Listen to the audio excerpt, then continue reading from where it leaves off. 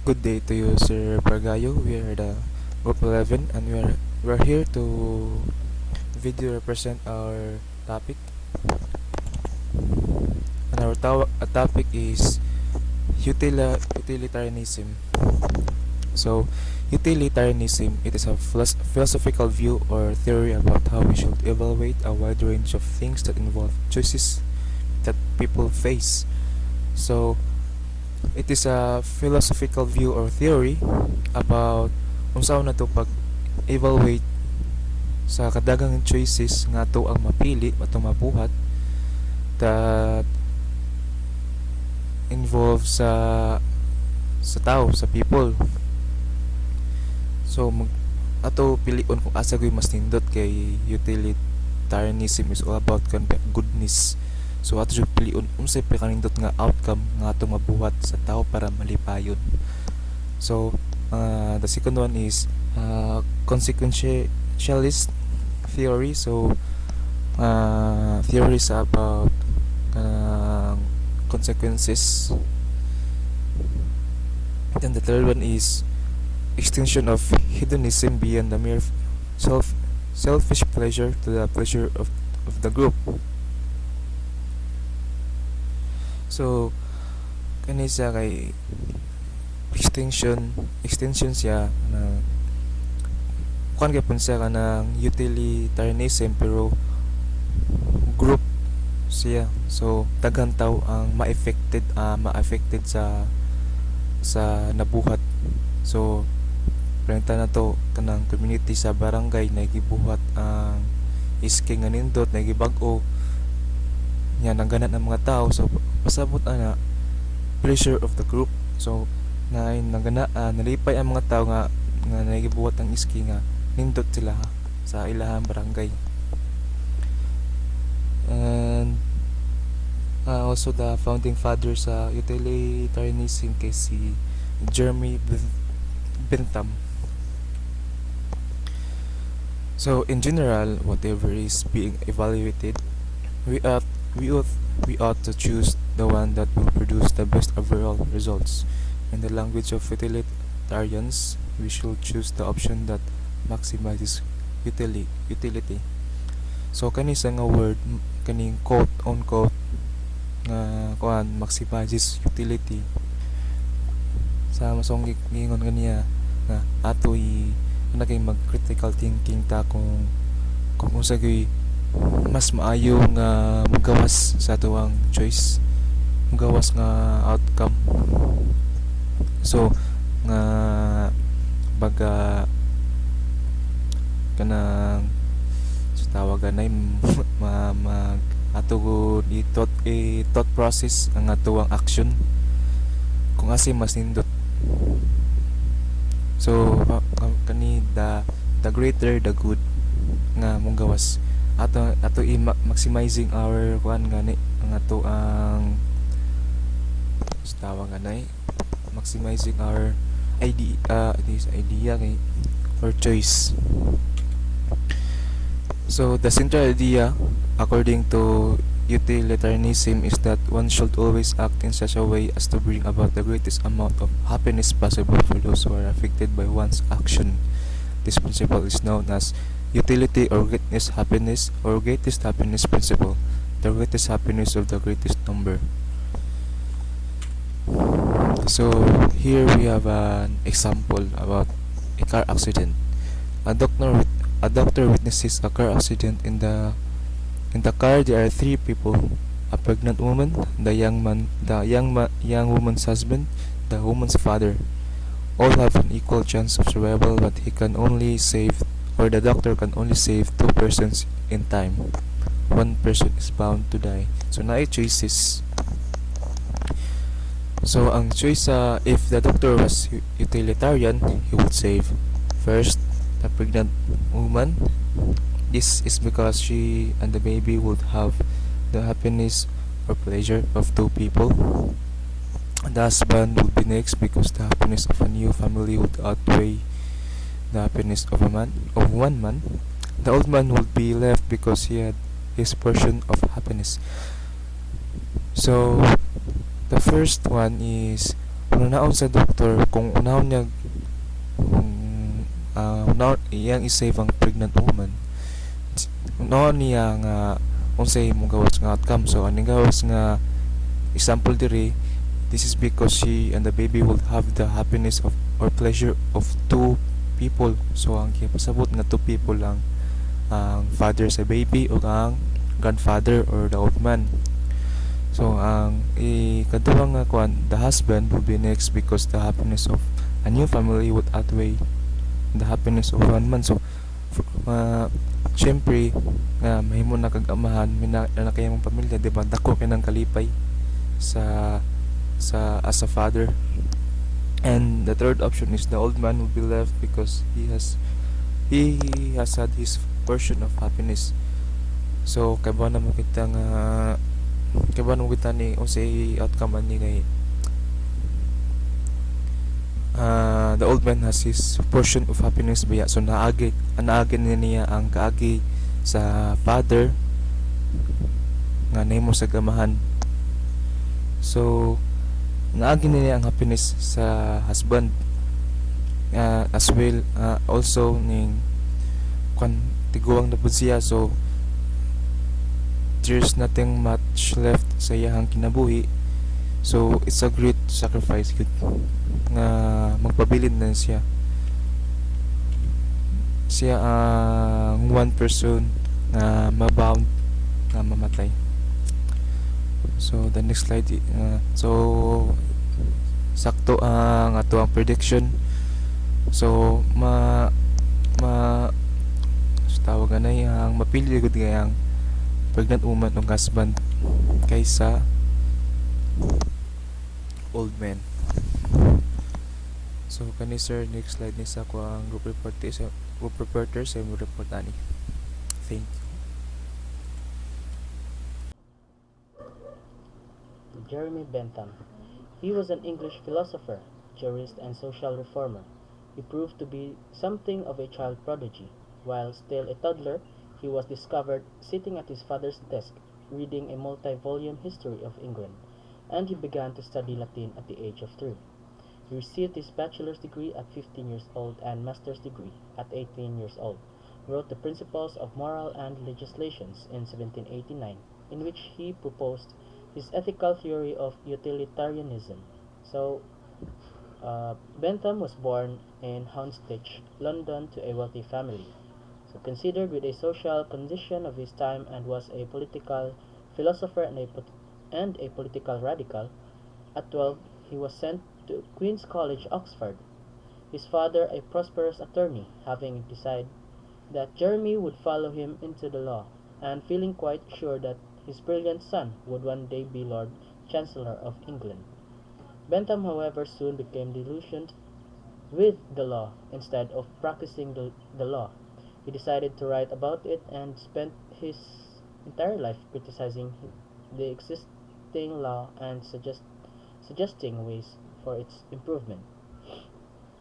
So, next we have fundamentals of utilitarianism. It says here that all humans by nature seek to attain pleasure and avoid pain, and all humans by nature seek utility. So, utility means tends to produce benefit, advantage, pleasure, good, or happiness, or to prevent the happening of mischief, pain, evil, or unhappiness to the party whose interest is considered. So, according to Bentham, nature has placed mankind under the governance of two sovereign masters, pain and pleasure. It is for alone to point out what we ought to do, as well as to determine what we shall do. They govern us in all we do, in all we say, in all we think. If the party be the community in general, then the happiness of the community; if the particular individual, then the happiness of that individual. So the community is a fictitious body composed of individual persons who are considered as constituting, as it were, its members. Every individual utility counts, the same as every other individual utility. So for Bentham, utility is judged quantitatively only. Speaking of community, the interest of the community then is what? The interest of the community is then the sum of the interests of several members who compose it. It is in vain to talk of the interest of the community without understanding what is the interest of the individual.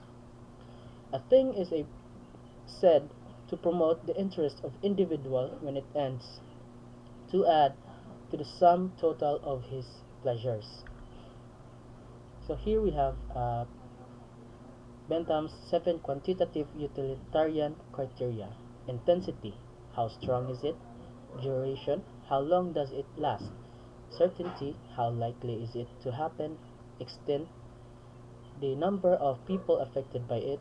Propinquity, how near at hand is it? Fecundity, how likely is it to produce more?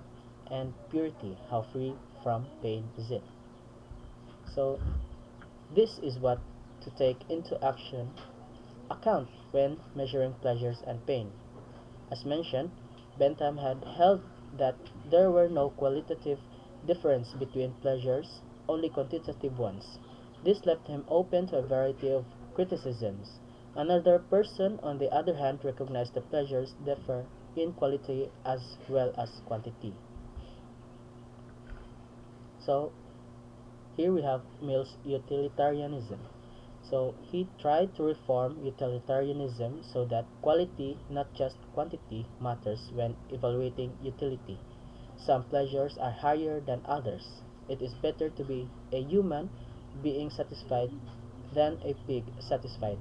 Better to be Socrates satisfied than a fool satisfied. The pleasures of the mind are higher than those of the body. So Mill separates pleasures into two categories: higher and lower. The higher pleasures were more valuable than the lower. So an action should be evaluated not only by Bentham's criteria, but also by the type of pleasure or pain action has the potential to produce. So here we have the difference between quantity of pleasure and quality of pleasure. So on Bentham, he said all pleasures are of equal value, while uh, Mill said that better to be a dissatisfied human being than a pig satisfied, and better to be a Socrates dissatisfied than a fool satisfied. So as you can see here na kita niya yang giingon nga ang uh, two categories niya, ang higher and ang lower. So for Mill, intellectual pleasures are intrinsically more valuable than physical pleasures. Those who have felt both kinds will prefer intellectual pleasures. So for example, when a student decides to study for an exam rather than go to a party, she is making the best decision even though she is sacrificing short-term pleasure. That's because studying for exam, Bentham could argue scores higher than terms of the long-term pleasures. Doing well in school lead to, as well as the fecundity of the pleasures in leading to yet other pleasures. However, Bentham will have to concede that the very happy oyster that lives a very long time could, in principle, have a better life than a normal human. That's all. Thank you. So, hi, my name is Sir Mark Lamaris, and my topic is about act and role utilitarianism. And we know that na-discuss na ni like the differences of act utilitarianism and role utilitarians. So, act utilitarians make decisions which promote the greatest pleasure for the greatest number of a particular situation. So, without following any principles other than utility, they access each individual situation on its own merits. Utilitarianism requires the performance of that maximize happiness and minimize unhappiness, and forbids all the actions. Other type of utilitarianism was developed to handle a variety of problems that Beset Utilitarianism. So, ang example lang niya kay kanagaling ka ng kuan. Dili siya mo kuan o ganang mga duties ano niya. Kanang kaning Utilitarianism kay kuan yaranggi kuan ang happiness sa tao like nga na. Then, ang real utilitarians, they stress the importance of moral rules. According to them, a specific action is morally just if it conforms to justified moral rule. A moral rule is justified is an action moral code would create more utility than other possible rules. So, pragmatism, this was developed in the US during post-Civil War period. A method and theory called isa ang kanang kuan sa kanang sa pragmatism kay si William James. Mao siya lang kanang key thinkers si Charles Sanders Peirce, John Berry. Pragmatism about kay William James shared the American distrust of purely theoretical or intellectual activity. He asked bluntly what is the point of theorizing, what difference does it make before determining if any given philosophical claim is true. James first thought it's not necessary to determine the cash value of claim. So a theory is true if it works. It has been verified and been found successfully with experience. So pragmatism and ethics, since truth is which works or yields satisfactory results in terms of our experience, that is true. And these terms turns out be what is profitable for us to believe or what is good. So, thus given a problem human behavior, we can ask would performing certain actions be right in order to solve a given problem. And the protagonist determining what's good or bad, right or wrong is the same as that determining if an idea is true or false. The answer to question is to be judged in terms whether the action yield satisfactory results in the solution of difficulty. So, relativism. Pragmatism cannot offer any absolute moral principles. We must always act on the hypothesis that works, and this must involve a purely subjective evolution.